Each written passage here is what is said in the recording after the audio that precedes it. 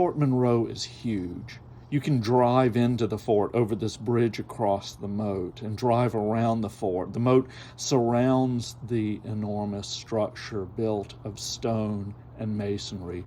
This map of the fort in the 19th century and this other model of the fort as it existed in 1956 gives some sense of scale, especially when I show you the next clip. You see that number 24? That's the parade ground that I videoed here. It's huge. The buildings are enormous. This is where the Lincoln gun is displayed. That's the prototype Rodman 15-inch gun, which was part of my video on Rodman guns. But it's displayed with nearby officers' quarters, some of which are historic buildings, some of which are used as housing now. You can climb up on the parapet that runs around the fort and look out at the moat, out on the water surrounding the fort. Or there's the old Point Comfort Lighthouse, a old but relatively small and historic lighthouse that I believe still operates, at least in a ceremonial role.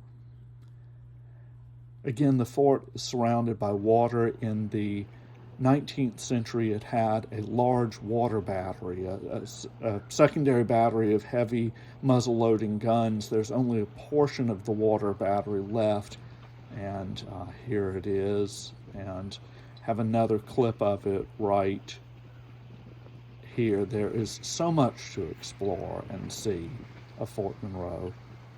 At Fort Monroe, there are two interior museum spaces. I usually don't do a photo tour, video tour of museums on my page. I want to give the museum itself an opportunity to decide whether or not they want to do that. But the Visitor Center exhibit area does a great job of putting Fort Monroe in context, especially as it became a destination for freedom seekers during the Civil War and actually played a significant part in the eventual march towards emancipation.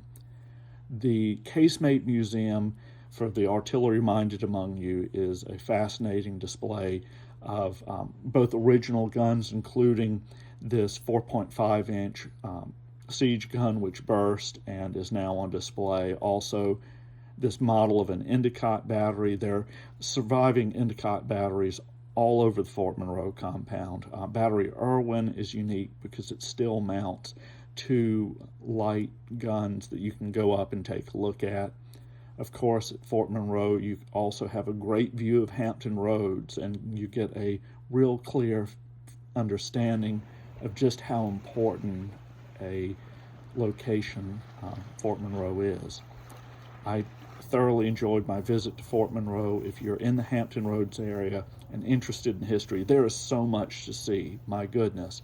But I would certainly make Fort Monroe one of your stops. I'm Santee 1821. I tell stories of the U.S. Navy primarily, but also U.S. Army Coast Defense and military history in general. Please check out my page for more. Thank you.